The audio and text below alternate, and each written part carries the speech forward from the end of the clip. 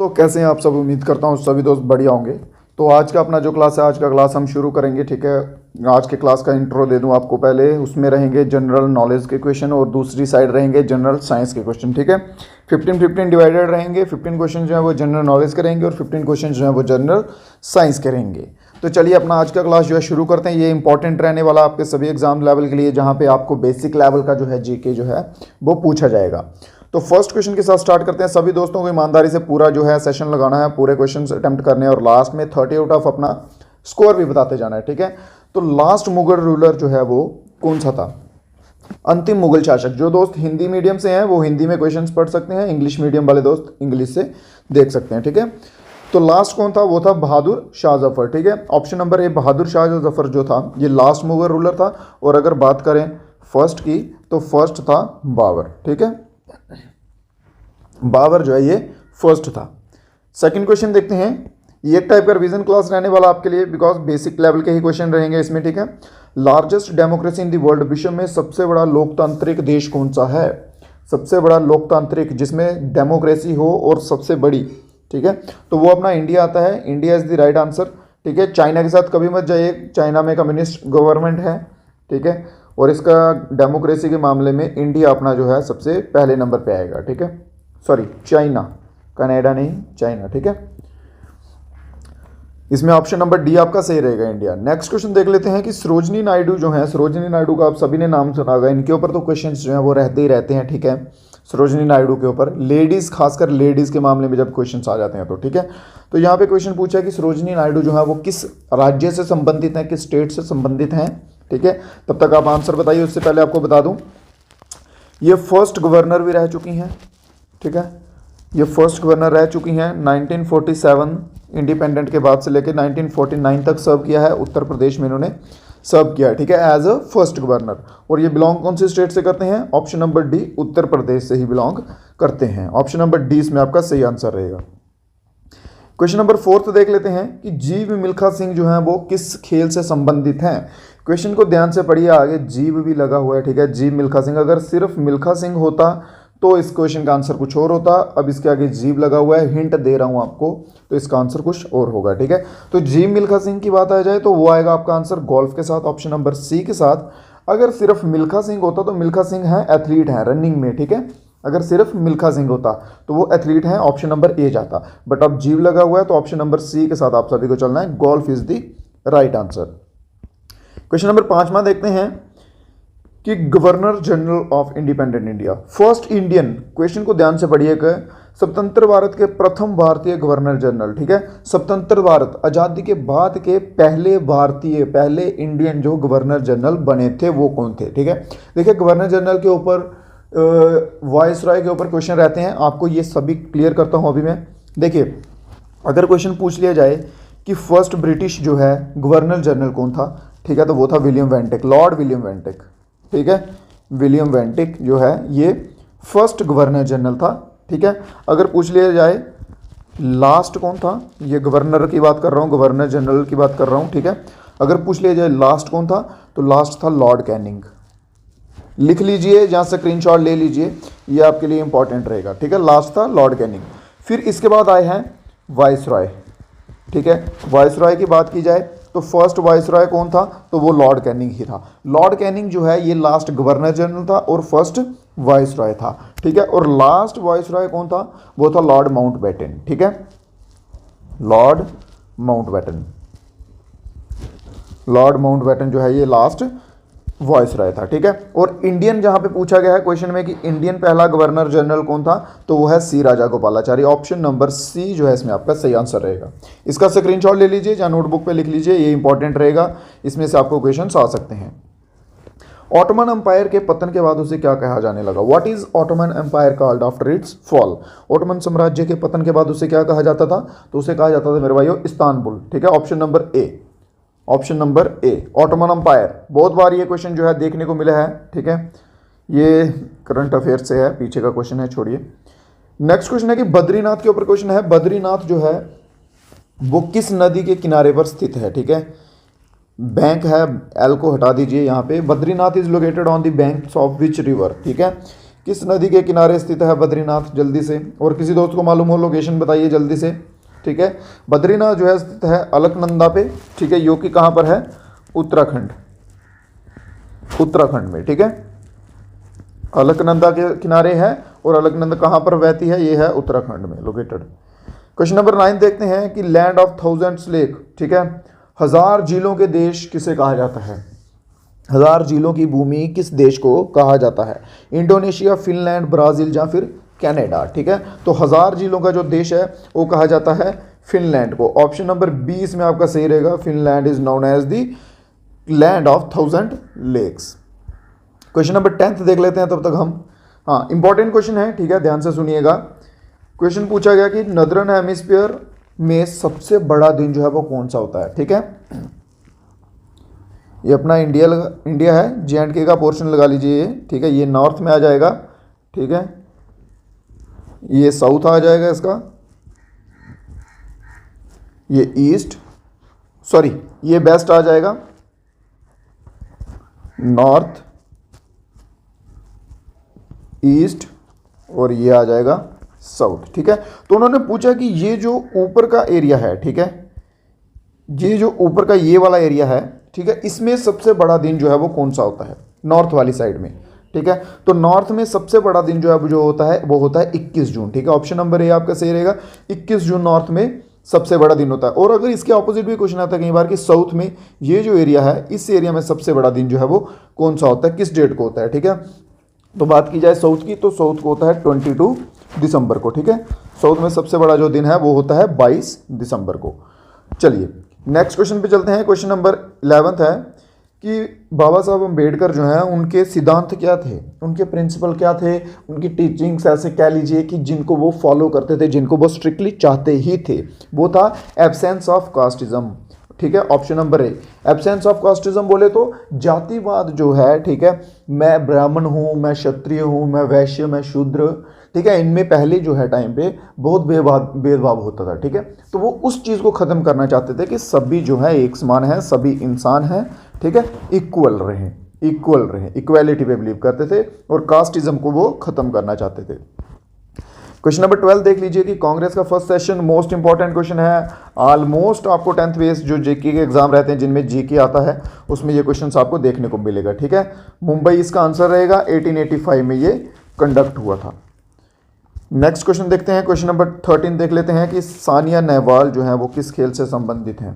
सानिया नेहवाल, देखिए कंफ्यूज मत होइएगा इसमें, एक सानिया नेहवाल है, एक सानिया मिर्ज़ा भी है, ठीक है, एक सानिया नेहवाल है, एक सानिया मिर्ज़ा भी है। तो यहाँ पे पूछा गया है कि सानिया नेहवाल जो है वो किस खेल से संबंधित हैं, और आप सभी को मुझे बताना है कि सानिया मिर्ज़ा जो है ये किस खेल से संबंधित है। कमेंट बॉक्स में आप सभी का आंसर आना चाहिए, ये एज अ होमवर्क है आपके लिए, ठीक है। सानिया मिर्ज़ा का आपने बताना है किससे है, सानिया नेहवाल का मैं बता देता हूँ। सानिया नेहवाल जो है ये बैडमिंटन से संबंधित है, ठीक है। क्वेश्चन नंबर 13 का आंसर ऑप्शन नंबर ए रहेगा आपका। और अब आपकी ड्यूटी है कि सानिया मिर्ज़ा का बताना है कमेंट बॉक्स में जल्दी सभी दोस्तों को। नेक्स्ट तब तक देखते हैं। क्वेश्चन नंबर 14 क्या कहता है कि लार्जेस्ट असेंबली किस स्टेट की है, सबसे बड़ी विधानसभा, ठीक है, सबसे बड़ी विधानसभा वाला राज्य जो है वो कौन सा है। देख लीजिए पॉपुलेशन वाइज, देख लीजिए सबसे बड़ा कौन सा है, जिसमें नॉर्मल सी बात है, जिसमें पॉपुलेशन ज़्यादा होगी डेफिनेटली सीट्स वहाँ ज़्यादा होंगी, असेंबली वहाँ बड़ी होगी, ठीक है। वो कौन सा है, वो है उत्तर प्रदेश, ऑप्शन नंबर सी, ठीक है, Uttar Pradesh is the right answer. मैं कहता हूँ हमारे उत्तर प्रदेश की आबादी जो है वो पाकिस्तान से ज़्यादा होगी। चलिए क्वेश्चन नंबर 15 देखें कि बंगाल का पार्टीशन जो है वो कब हुआ था।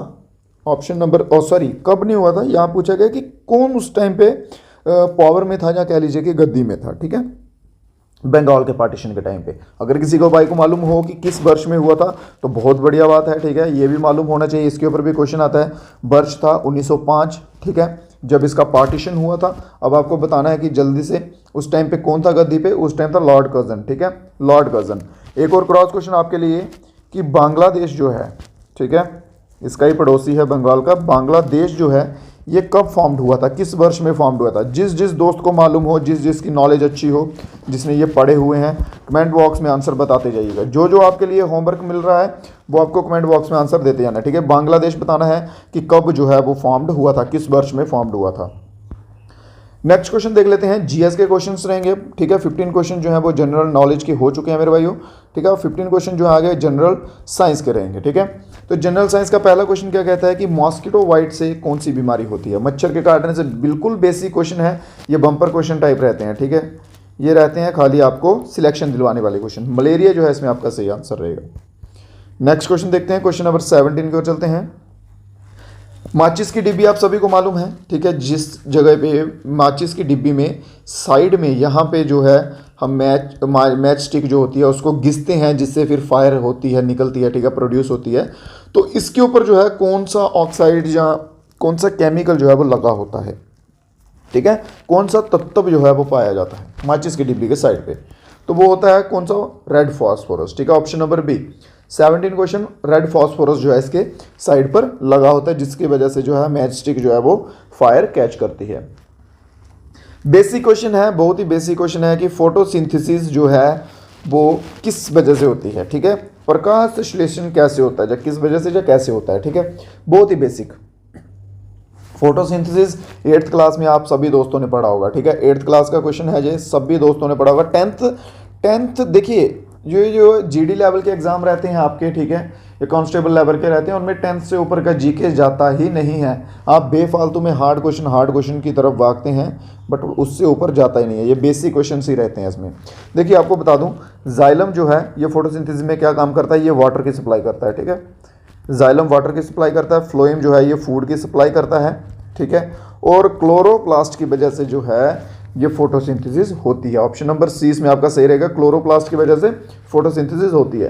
कई बार जाइलम का पूछ लिया जाता है, कई बार फ्लोएम का पूछ लिया जाता है, तो जाइलम वाटर, फ्लोएम फूड, ठीक है। नेक्स्ट क्वेश्चन की ओर देखते हैं, क्वेश्चन नंबर 19 क्या कहता है कि आसमान जो है वो नीला क्यों दिखाई देता है, ठीक है, आकाश नीला दिखाई देता है क्योंकि क्या, किस वजह से, स्कैटरिंग ऑफ वाटर ड्रॉपलेट्स, जो पानी की बूंदें होती हैं वो स्कैटर बिखरी हुई होती हैं, ठीक है, या फिर स्कैटरिंग ऑफ डस्ट पार्टिकल, या फिर जो डस्ट पार्टिकल रहते हैं उसमें, ठीक है, जो भी धूल जो रहती है उसकी वजह से, या फिर scattering of light by air molecules, या फिर प्रकाश जो होता है वो विश्लेषित होता है, बिखरा हुआ होता है उस वजह से, ठीक है। तो ये आता है आंसर आपका option number C, scattering of light की वजह से जो है आकाश जो है, स्काई जो है, उसका रंग जो है हमें नीला दिखाई देता है। क्वेश्चन नंबर 20 देख लीजिए, मोस्ट इंपॉर्टेंट क्वेश्चन है और एग्जामिनर का फेवरेट क्वेश्चन है ये, ठीक है, ये ऑलमोस्ट एग्जाम में देखने को मिलेगा ही मिलेगा, क्रोमोसोम्स के ऊपर, ठीक है। कई बार वो पूछ लेते हैं पेयर्स कितने होते हैं और कई बार पूछ लेते हैं कि नंबर कितने होते हैं। यहाँ पे उन्होंने पूछा है कि क्रोमोसोम के जो है वो कितने पेयर्स होते हैं, ठीक है। तो क्रोमोसोम्स के पेयर की बात करें तो 23 पेयर होते हैं, ठीक है, और अगर नंबर की बात कर ली जाए तो नंबर होते हैं 46। पेयर हो गया जोड़ा, ठीक है, 2 अगर क्रोमोसोम हुए तो ये हो गया 1 पेयर, ठीक है। तो 1 पेयर अगर तो पेयर देख ली जाए, पेयर 23 है और 23 को 2 के साथ मल्टीप्लाई कर ली जाए तो ये आ जाएगा 46, ठीक है। 46 नंबर होते हैं और 23 पेयर होते हैं, इसमें आंसर नंबर ए आपका जो है सही रहेगा। क्वेश्चन नंबर 21 देख लेते हैं कि हमारा जो हृदय है, ठीक है, ह्यूमन हार्ट जो है वो 1 मिनट में कितनी बार जो है बीट करता है। Human heart beat in 1 minute how many times, ठीक है, इंसान का दिल 1 मिनट में कितनी बार धड़कता है। बहुत बढ़िया, जल्दी से, बेसिक क्वेश्चन है, बेसिक क्वेश्चन है। चलिए इसी के ऊपर आपके लिए क्रॉस क्वेश्चन और देता हूँ, ठीक है, कि नेशनल एंथम जो है उसकी टाइमिंग बतानी है आप सभी को। नेशनल एंथम जो है उसकी टाइमिंग कितनी होती है, कितने टाइम में नेशनल एंथम गाया जाता है। 3 क्वेश्चन दे चुका हूँ अभी तक आपको, ठीक है, होमवर्क में। जल्दी से, एक बांग्लादेश का फॉर्म हुआ था, एक नेशनल एंथम की टाइमिंग, और एक सानिया मिर्ज़ा का स्पोर्ट्स जो है वो कौन सा था, ठीक है। इन तीनों का आंसर बताना आप सभी को। और इसका बता दूं आपको, ह्यूमन हार्ट जो है, हृदय जो है इंसान का, ये 1 मिनट में कितनी बार धड़कता है, जल्दी से। बहुत बढ़िया, वेरी बेसिक क्वेश्चन है, और ये आएगा आंसर आपका 70 कितने टाइम्स, 2, ठीक है, 72 टाइम्स जो है ह्यूमन हार्ट जो है 1 मिनट में धड़कता है। चलिए नेक्स्ट क्वेश्चन है, ट्राई कीजिएगा, जितने आपको होमवर्क में क्वेश्चन दे रहा हूँ उन सभी के दोस्तों आंसर देने हैं आप सभी को, ठीक है, अपनी नॉलेज चेक करनी है। हाँ, तो अगला क्वेश्चन क्या कहता है कि temperature water boil at sea level, कितने टेम्परेचर पे जो है पानी जो है समुद्रों में, ठीक है, सी लेवल में जो है वो बॉयल होने लगता है। कितना टेम्परेचर होगा कि पानी जो है वो बॉयल होगा, ठीक है। इन तीनों में डिफरेंस ध्यान रखिएगा, केल्विन, ठीक है, सेल्सियस, केल्विन और फ़ारेनहाइट, ये तीनों अलग अलग हैं, ठीक है। और सेल्सियस में ज़्यादा टेम्परेचर जो है वो मेज़र किया जाता है, फ़ारेनहाइट जो है ये बहुत कम में रहता है, ठीक है, सेल्सियस जो है सबसे हाई पे रहता है, ठीक है। तो 100 डिग्री सेल्सियस जो है जब पानी का टेम्परेचर होगा तो वो समुद्र लेवल में भी, समुद्र में भी, सीज में भी वो जो है पानी बॉयल करने लग पड़ेगा। ऑप्शन नंबर बी इसमें आपका सही रहेगा। क्वेश्चन नंबर 23 देख लेते हैं कि माइक्रोस्कोप जो है भाई इसका क्या काम रहता है। ठीक है, एक क्वेश्चन आता है माइक्रोस्कोप पे, ये आ गया। एक टेलीस्कोप के ऊपर क्वेश्चन आता है कि टेलीस्कोप का क्या काम होता है। ठीक है, टेलीस्कोप का, माइक्रोस्कोप का काम होता है कि छोटी चीज़ों को बड़ा करके दिखाना, जैसे बैक्टीरिया, फंगस, ऐसी चीज़ों को जो है माइक्रोस्कोप के द्वारा टेस्ट किया जाता है। ठीक है, तो माइक्रोस्कोप कहाँ आ गया, एनलार्ज स्मॉल ऑब्जेक्ट्स। ठीक है, ऑप्शन नंबर ए ही आपका सही आंसर है कि एनलार्ज करता है, बड़ा करता है स्मॉल ऑब्जेक्ट्स को, छोटी चीज़ों को बड़ा करता है। ठीक है, और इसके सिवा टेलीस्कोप की बात कर ली जाए तो जो दूर की चीज़ें होती हैं, ठीक है, उनको क्लोज करके दिखाता है।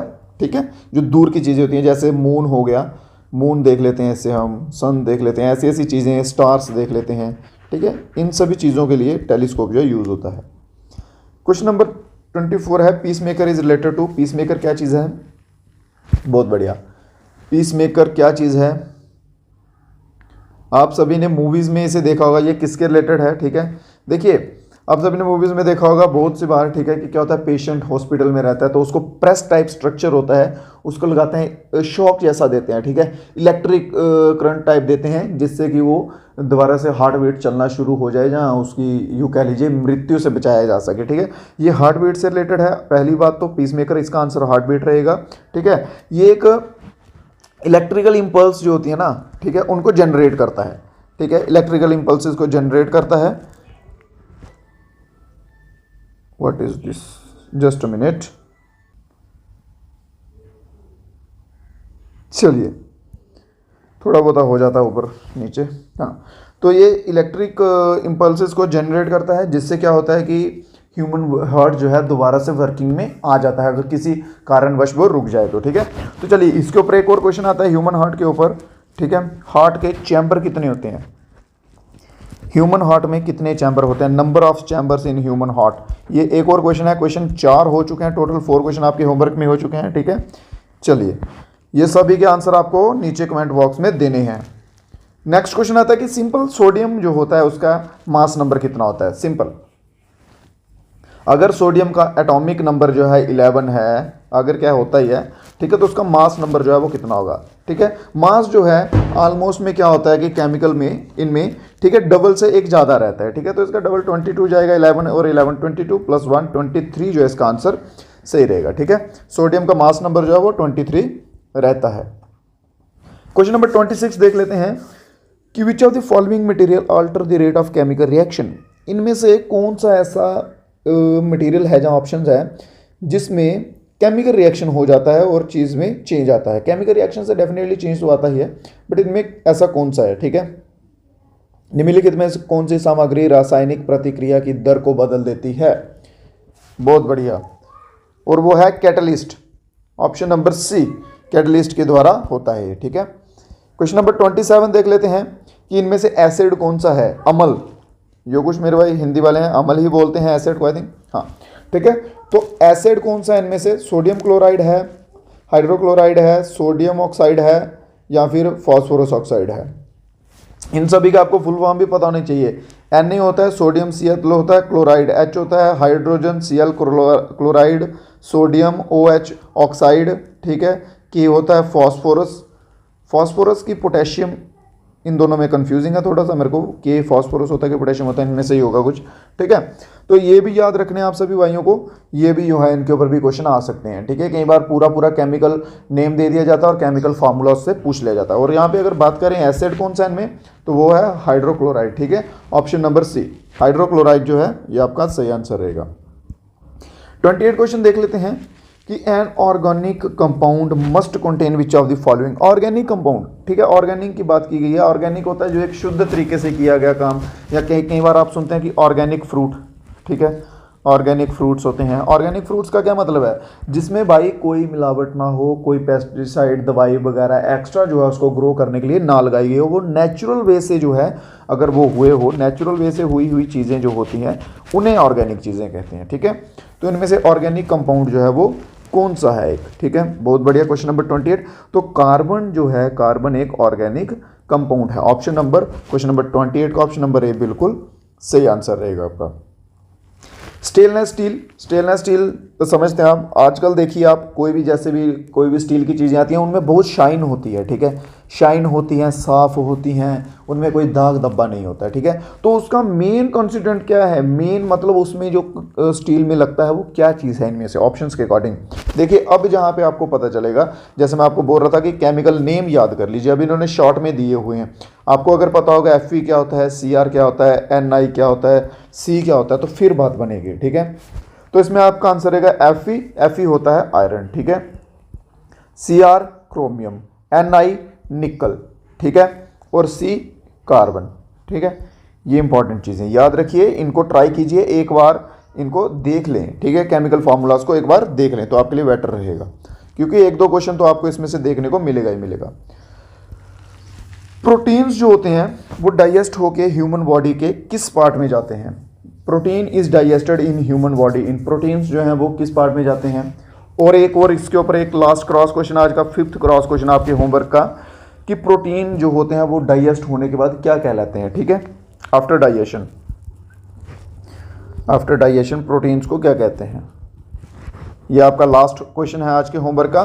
तो प्रोटीन जो है वो कहाँ डाइजेस्ट होते हैं? ये होते हैं स्मॉल इंटेस्टाइन में, ठीक है। ऑप्शन नंबर ए आपका सही आंसर रहेगा, स्मॉल इंटेस्टाइन में प्रोटीन्स जो आपके डाइजेस्ट होंगे, ठीक है। टोटल आपको 5 क्वेश्चन होमवर्क में दे दिए दोस्तों, ठीक है। एक डाइजेशन वाला, एक नेशनल एंथम का कितना टाइम होता है, एक सानिया मिर्ज़ा की स्पोर्ट्स का बताना है आपको, एक बांग्लादेश की फॉर्मेशन का बताना है, और इसके सिवा एक और क्वेश्चन है, फिलहाल याद नहीं कर पा रहा हूँ, हाँ, ह्यूमन हार्ट में चैम्बर कितने होते हैं, ठीक है।